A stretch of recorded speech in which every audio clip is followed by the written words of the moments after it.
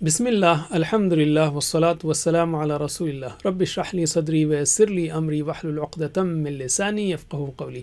ناظرین السلام علیکم ورحمۃ اللہ وبرکاتہ۔ سیرت النبی صلی اللہ علیہ وسلم انگلیوں پر اہم واقعات کو یاد رکھیے آسان طریقے سے 5 منٹ سیریز میں۔ سبق نمبر 15، سیرت اور قرآن، مکی زندگی۔ سیرت اور قرآن آپس میں جڑے ہوئے ہیں۔ سیرت کی سب سے مستند اوتھینٹک یعنی 100% صحیح کتاب کون سی ہے؟ قرآن۔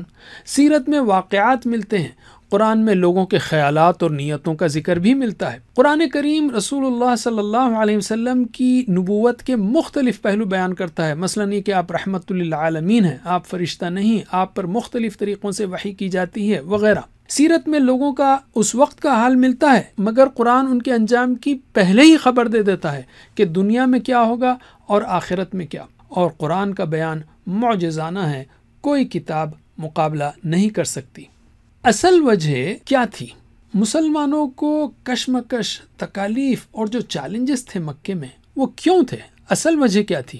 وہ ہے قرآن کا پیغام۔ قریش کے مشرکین کا مسلمانوں پر ظلم کیوں ہو رہا تھا، بائیکاٹ کیوں ہو رہا تھا؟ وہ قرآن کا پیغام تھا جس کی وجہ سے وہ سب کر رہے تھے۔ رسول صلی اللہ علیہ وسلم اللہ کے پیغام کو یعنی قرآن کو پیش کر رہے تھے، اس کی تشریح کر رہے تھے، اس پر عمل کرنے کے لیے مسلمانوں کا تزکیہ اور ان کی تربیت کر رہے تھے۔ آپ صلی اللہ علیہ وسلم چلتا پھرتا قرآن تھے، قرآن کا عملی نمونہ تھے۔ واقعات بدل سکتے ہیں لیکن آج بھی وہی چیلنجز ہیں۔ قرآن ہر وقت کے لیے ہے، اس لیے اصل زور پیغام پر ہے اور چیلنجز کے جوابات پر ہے۔ تو تصور کیجئے مومنین اور مخالفین کی ان اوقات اور کیفیات کو جو روزانہ کی خاص و عام مجلسوں میں ہوتی ہوں گی، اٹھتے بیٹھتے سوتے جاگتے ذہنوں میں جو خیالات آتے ہوں گے۔ ایک طرف رسول اللہ صلی اللہ علیہ وسلم اور صحابہ آیات پر خوب غور و فکر کرتے اور اپنے ایمان کو مضبوط کرتے، ان کا یقین بڑھتا، کفار مکہ کی مخالفت اور ظلم کے باوجود دین پر جمے رہنے کی ہمت خوب بڑھ جاتی۔ سوچئے صحابہ کرام کو ان حالات میں جب یہ صورتیں سننے کو ملتی ہوں گی تو انہیں اپنے ایمان پر اور رسول صلی اللہ علیہ وسلم کی موجودگی پر کس قدر خوشی اور اطمینان محسوس ہوتا ہوگا۔ اور دوسری طرف کفار مکہ میٹنگز کرتے، بحثیں ہوتی، پلاننگ بنتی کہ رسول صلی اللہ علیہ وسلم کو، قرآن کو اور صحابہ کرام کو کس طرح بدنام کیا جائے، تنگ کیا جائے اور اسلام کے پیغام کو پھیلنے سے کس طرح روکا جائے۔ اس کا بیان ہمیں مکی صورتوں میں ملتا ہے۔ سوچئے کہ کفار مکہ کو قرآن کریم کے جوابات سن کر کس قدر جھنجھلاہٹ اور ناکامی اور رسوائی ہوتی ہوگی، جبکہ ہونا تو یہ چاہیے تھا کہ وہ حق کو قبول کر لیتے، لیکن ان کی انا، تکبر، آبا پرستی، ضد، ہٹ دھرمی ان کے آڑے آ جاتی، جس کا اگین قرآن کی مکی صورتوں میں ذکر ہے۔ یہاں پر ہم صرف مکی صورتوں کی باتیں کریں گے۔ مکی صورتوں کی چند خصوصیات لیتے ہیں ہم۔ صورتیں اور آیتیں عام طور پر چھوٹی ہوتی ہیں، الفاظ کم اور معانی زیادہ، زور بیان میں اتنی پر اثر کہ مشرک لوگ یہ کہتے کہ مت سنو ورنہ بہک جاؤ گے۔ عقائد اور اخلاق پر زیادہ زور تھا اس میں، اور نشانیوں کا خاص ذکر، جس میں اللہ تعالیٰ چاہتا ہے کہ انسان تاریخ و اطراف کی نشانیوں پر غور کرے تاکہ اس کا ایمان مضبوط ہو۔ یاد رکھیے وہ تکلیف کا دور تھا، انسان جب تکلیف میں ہوتا ہے تو عام طور پر غور فکر نہیں کرتا، لیکن اللہ تعالیٰ نے اس کی بڑی تاکید کی ہے۔ مکی صورتوں کے اہم موضوعات کیا تھے؟ توحید، رسالت، آخرت، تسلی آپ صلی اللہ علیہ وسلم کو اور مومنین کو، اور صبر کی تلقین، اور کفار مکہ کو دھمکیاں۔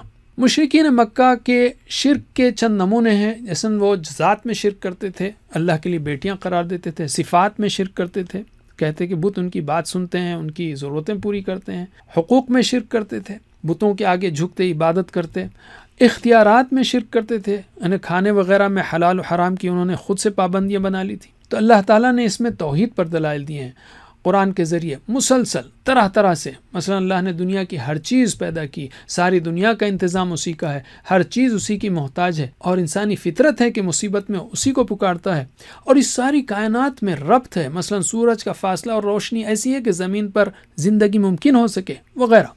رسول صلی اللہ علیہ وسلم کی رسالت پر مشرکین نے اعتراضات کیا، اس کا بھی ذکر ہے۔ مثلا انہوں نے آپ کو جادوگر، شاعر، کاہن، مجنون، جھوٹے وغیرہ قرار دیا، اور یہ کہا کہ کوئی اور آپ کو قرآن سکھاتا ہے، یہ کہ انسان رسول نہیں ہو سکتا، یا یہ کہ آپ صلی اللہ علیہ وسلم آبا و اجداد کے مخالف ہیں، یا یہ کہ رسالت کسی عہدے اور پیسے والے کو کیوں نہ ملی وغیرہ۔ اللہ کی طرف سے قرآن میں جو جوابات آئے ہیں یہ کہ آپ سچے ہیں، نبوت سے پہلے کی پاک صاف زندگی اس کا ثبوت ہے، تم سب مل کر قرآن کی ایک صورت ہی بنا کر لاؤ دیکھو، اور یہ کہ آپ صلی اللہ علیہ وسلم کوئی بدلہ نہیں مانگتے، اور یہ کہ آبا و اجداد کی اندھی پیروی مت کرو، عقل کا استعمال کرو، اور اللہ زیادہ جانتا ہے کہ رسول کس کو بنائے وغیرہ۔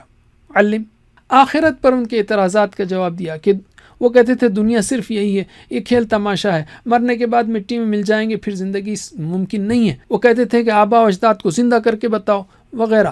اللہ تعالیٰ نے آخرت کی دلیلیں دی، فرمایا ہر چیز مقصد کے تحت پیدا کی گئی ہے، وہ کامل صفات کا مالک ہے، اس میں کوئی نقص نہیں، وہ بے مقصد چیز نہیں کرے گا، اتنی بڑی کائنات کو پیدا کرنے والا ہر چیز پر قادر ہے، ایک بار پیدا کر سکتا ہے تو دوسری بار تو آسان ہے، ہر بارش میں مردہ زمین کو زندہ کرتا ہے وغیرہ۔ یاد رکھیے قرآن روزانہ پڑھا جاتا ہے، بار بار پڑھا جاتا ہے، نمازوں میں سنا جاتا ہے، تو قرآن کو سمجھ کر پڑھیے، اللہ کا پیغام بھی سمجھ میں آئے گا اور سیرت رسول صلی اللہ علیہ وسلم کے کئی پہلو بھی۔ جزاکم اللہ خیر، کوئز کرنا مت بھولیے۔ والسلام علیکم ورحمۃ اللہ۔